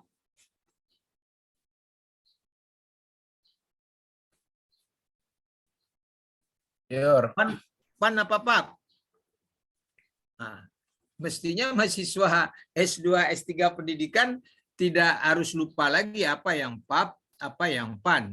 Apa yang penilaian acuan patokan, apa yang penilaian acuan norma. Kalau kita melakukan tes terhadap mahasiswa baru yang akan mengikuti program pembinaan bahasa Arab, itu tes apa yang dilakukan itu? Apa PAN itu? Kan anak baru ke UIN itu dites itu Pak. Kalau enggak, nanti seperti pelaksanaannya sebelum-sebelumnya yang banyak dikritik orang. Lalu almarhum Profesor Masnal bertanya ke saya, apa yang harus kita lakukan Pak Haji? Katanya. Nah, Pak Haji harus melakukan placement test, kata saya. Untuk apa itu placement test? Untuk mengetahui kedudukan yang masuk itu. Nanti ada sebahagian yang harus kelompok tinggi, nanti sebagian harus ada yang kelompok sedang, nanti sebagian ada yang kelompok rendah. Jadi orang yang masuk ke Fakultas Tarbiyah itu tidak bisa disatu kelaskan saja Pak Haji dalam pelatihan bahasa.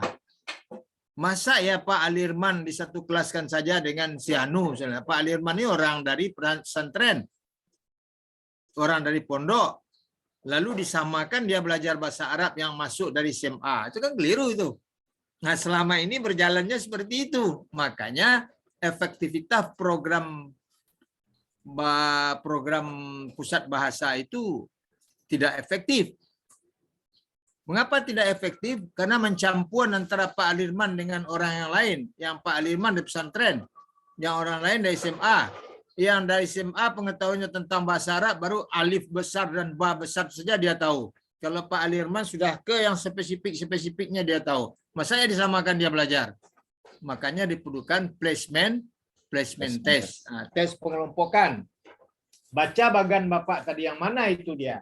Yang model Thorndike yang kita gunakan, yang model Tyler yang kita gunakan, yang model Scriven yang kita gunakan, atau yang model Malcolm Parlett itu yang kita gunakan. Nah, bisa kita lihat itu dari bagan itu. Tadi ada komentar Bu Yursilis. Mungkin dari yang 4 itu yang bagus modelnya digunakan adalah educational system. Nah, mungkin dia ada dasar. Karena pembelajaran itu dipandang sebagai sebuah sistem. Kalau yang Tyler hanya melihat antara tujuan dan hasil. Jadi lingkupnya sempit. Kalau yang satu lagi melihat penilaian itu hasilnya menilai kognitif, afektif, dan psikomotor juga sempit. Sedangkan kurikulum itu cakupannya luas. Dan hasil sebuah pelaksanaan kurikulum itu tidak hanya bisa dilihat dari hasil belajar tok. Hasil belajar iya, pre-test, post-test, dan formatif test iya, kemudian sarana prasarana iya juga dilihat, karena itu mendukung kepada pelaksanaan proses belajar mengajar. Jadi kalau educational system dia melihat agak lebih kompleks gitu kan. Dia melihat lebih kompleks, tidak hanya melihat hasil belajar dan tidak hanya melihat ranah hasil belajar saja, dia juga melihat komponen-komponen sistem yang lain. Nah, educational system nanti kan kita ada topik terakhir dia. Ya terakhir. Itu, Pak. Ya terakhir, Pak. Nah, nanti itu dalam bentuk aplikasi nanti. Pertanyaannya di ujian dalam bentuk aplikasi nanti itu. Educational system itu. Bagaimana langkah-langkahnya yang 8 kalau tidak salah langkahnya itu ya. Nanti Bapak cari itu bahannya di internet. Buku saya sudah hilang itu, entah anak yang tahun berapa yang tidak mengembalikan. Tapi nanti bisa Bapak cari, klik internet kan lihat sumbernya gitu kan. Tanya Pak Kasim bagaimana, Pak Kosim tanya nanti bagaimana cara mencari sumber yang educational system. Syukur-syukur nanti ada bukunya. Kalau ada bukunya saya akan nomor 1 memesannya. Karena buku Bapak itu dalam bentuk makalah, entah angkatan yang berapa yang minjam, tapi lupa dia mengembalikan. Padahal itu menjadi materi kuliah S3. Ya. Silakanlah dibuka WA yang Bapak kirim tadi, lihat. Nah, di Pegadang seketek. Lihat itu. Sama dengan kita belajar agama atau belajar fikih, kalau kita sudah menguasai konsepnya, misalnya Syafi'i gitu kan, Hambali gitu, Maliki, kita sudah bisa membayangkan tuh. Kalau Syafi'i ini ke belakang nanti gimana itu? Artinya hakikat penilaian menurut Syafi'i apa, kemudian lingkupnya apa, prakteknya seperti apa. Kita bawa misalnya ke Syafi'i, misalnya tentu tentang soal-soal ibadah. Kalau kita sudah mengenali Syafi'i, nah itu pasti kesininya ke belakangnya ngikut dengan paham Syafi'i. Kalau Hambali apa ke belakang gitu kan. Begitu juga dalam pendidikan ini dengan penilaian. Kalau kita dengar nama Thorndike, I.L. Thorndike itu pasti itu kuanti itu. Pasti itu pengukuran itu. Karena tokoh pengukuran itu, orangnya tokoh pengukuran. Kalau kita dengar nama Tyler masih tergolong kepada tokoh pengukuran. Karena dia menilai efektif kurikulum itu dengan menyandingkan antara tujuan dan hasil. Dia membanding antara tujuan dengan hasil. Tetap berpatok kepada pengukuran. Kalau yang nomor 3, kata yang nomor 3, pengukuran itu tidak bahagian sentral lagi daripada evaluasi. Kalau tahun 30 ke belakang, ya. Segala sesuatu itu patokannya adalah pengukuran. Patokannya adalah tes, gitu kan. Tapi kata si siapa yang nomor 3? Staffelbeam dan Scriven tidak ada unsur lain yang mesti menjadikan bahagian atau komponen dari penilaian atau evaluasi. Kalau dulu pengukuran itu yang sentralnya, segala sesuatu itu mesti berdasarkan pengukuran, mesti berdasarkan tes. Sekarang tidak, ada yang non-tes.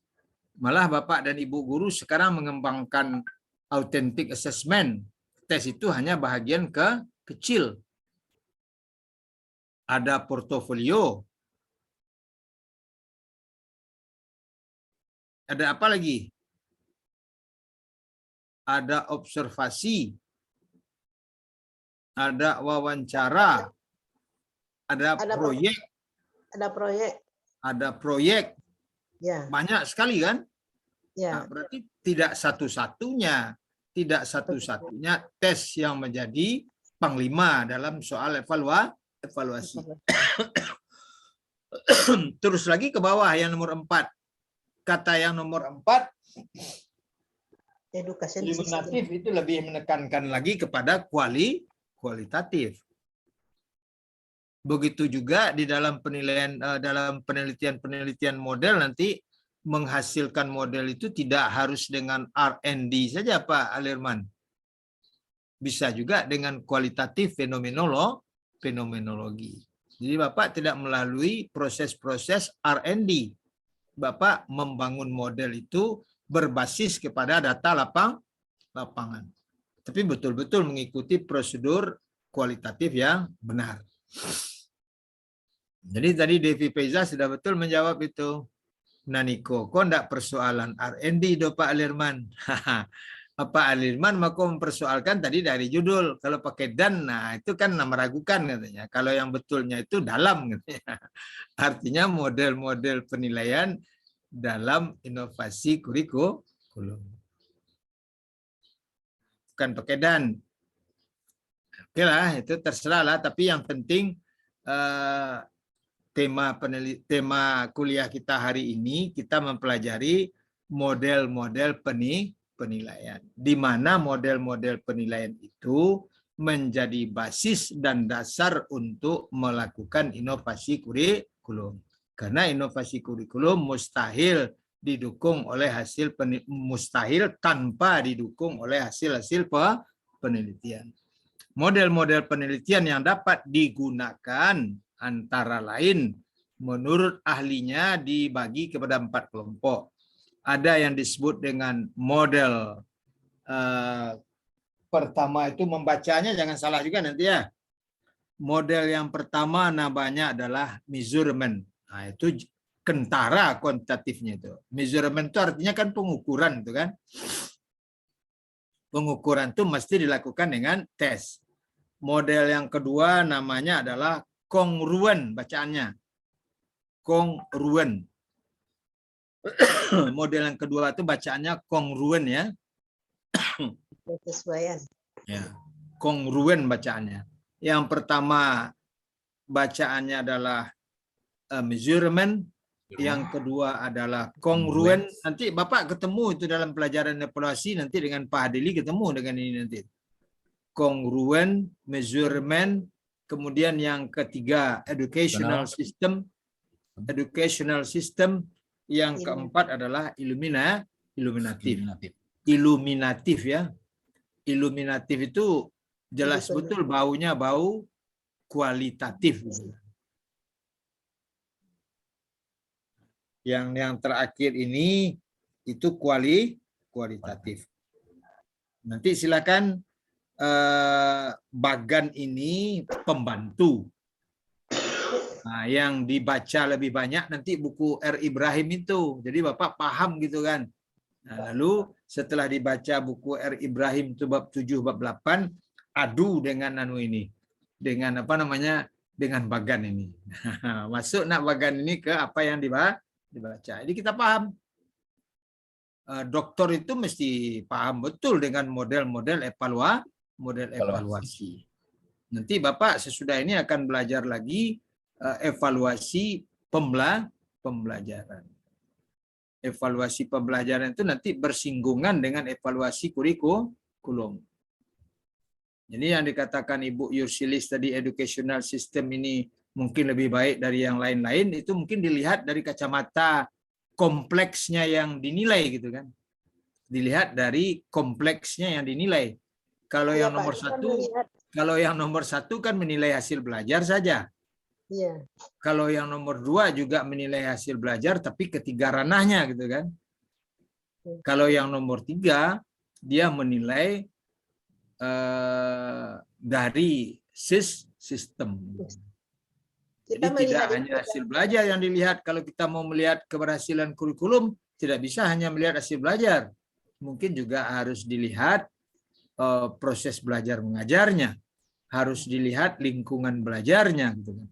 Harus dilihat sarana prasarananya. Harus dilihat bagaimana dukungan dari pimpinan sekolahnya. Harus dilihat bagaimana iklim sekolah yang sedang berjalan. Nah, kalau melihat yang macam-macam itu kerjaannya educational system. Educational system. Kita melihat sedikit, Pak. Kita tentu melihatnya dari 8 standar itu, Pak. Nah, ya mesti melihatnya dari 8 standar Dari 8 pendidikan. standar, Pak.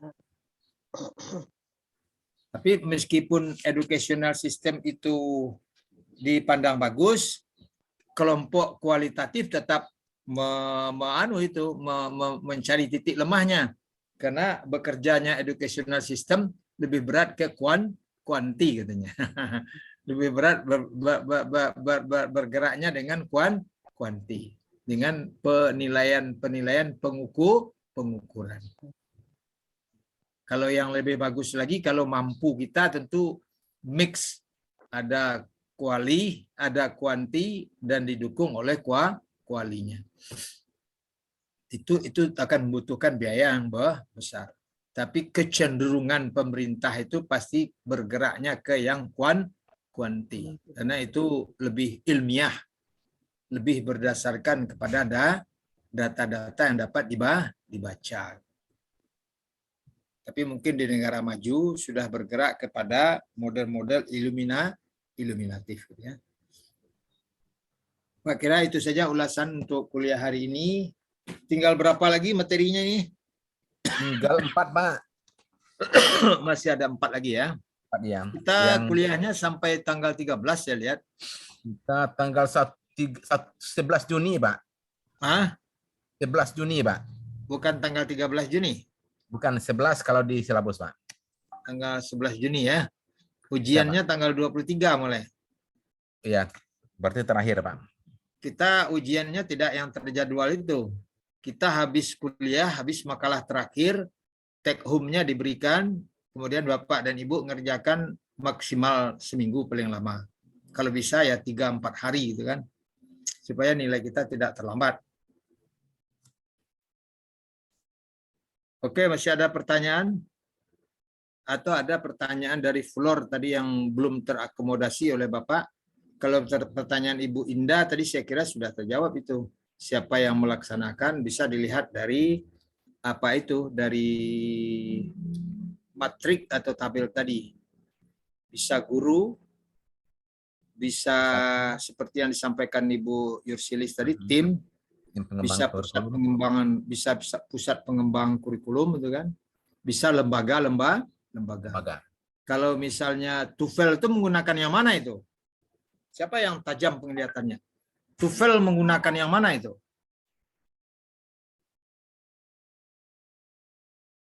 Kan ada TOEFL, Bapak Ibu kan? Nah, TOEFL itu menggunakan yang mana itu? PAN apa PAP?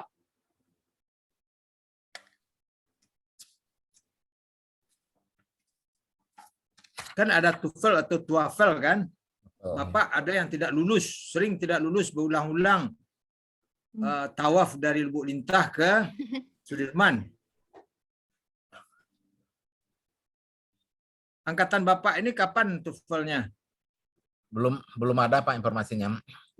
Ya. Dari pengalaman ada yang sampai tawaf 3 kali, 4 kali kan?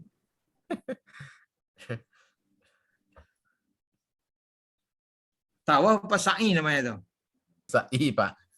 Sa'i ya dari anu ya. Tapi bisa juga tawaf itu. Ya, tawaf Perginya dari jalan Sudirman ke Terandam kan, pulangnya lewat jalan Kampung Kelawi dan ke Alai kan tawaf itu. Itu tawaf tuh Pak.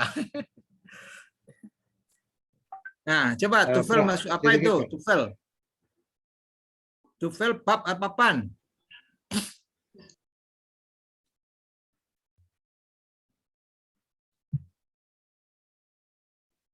Kayaknya Pak.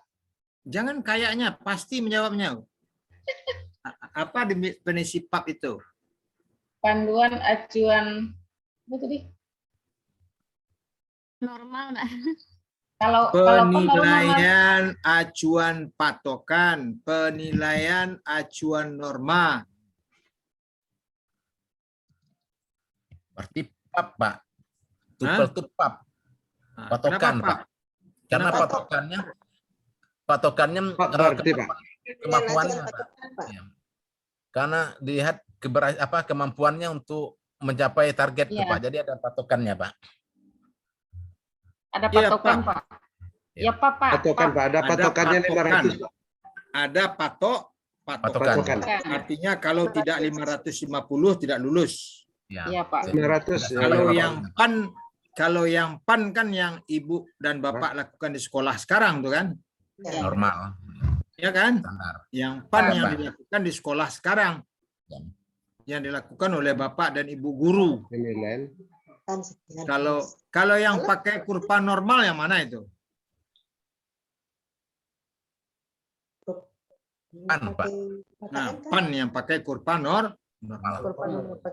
Ya, kalau hasil kurva normal itu pasti ada sedikit anak yang pintar, banyak anak yang sedang, dan ada pula sedikit anak yang terlambat. Gitu kan. Itu PAN itu, kurva normal. Kalau PAP ada patokannya gitu kan. Kalau tidak lewat di atas itu tidak lulus. Misalnya TOEFL itu 550, harus mencapai angka 550 baru lulus. Tapi nanti coba juga dilihat kembali di rumah, dibuka buku, mana yang PAP, mana yang PAN. Sebab nanti kalau orang bertanya kepada kita, PAP itu apa Bu? PAP itu, PAN itu apa Pak? Nah, tidak bisa kita menjelaskan, itu kan ya keterlaluan itu. Politik pula nanti Pak. Keterlaluan. Jangan asal nyebut-nyebut saja nanti apa yang PAP, apa yang PAN. Itu mesti duduk ya. Mesti duduk. Oke. Pak Kira itu saja untuk hari ini. Terima kasih atas perhatian Bapak dan Ibu sekalian. Dan selamat atas diskusinya tadi yang... Pak, sedikit Pak. Ini diberkahi oleh Allah Subhanahu wa taala. Amin. Terima kasih. Assalamualaikum warahmatullahi wabarakatuh. Serahkan ke Pak Moderator kembali untuk menutup.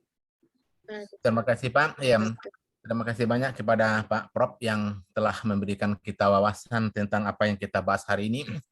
Mudah-mudahan menjadi tambahan ilmu buat kita untuk masa yang akan datang. Kemudian kepada penyaji makalah dan rekan-rekan yang telah hadir dalam diskusi ini, saya mengucapkan banyak terima kasih. Saya mohon maaf atas segala kekurangan dan kesilapan saya dalam memimpin diskusi kita pada pagi ini. Kemudian mari kita tutup diskusi kita ini dengan membaca Alhamdulillahirabbil alamin. Assalamualaikum warahmatullahi wabarakatuh. Salam. Salam warahmatullahi wabarakatuh.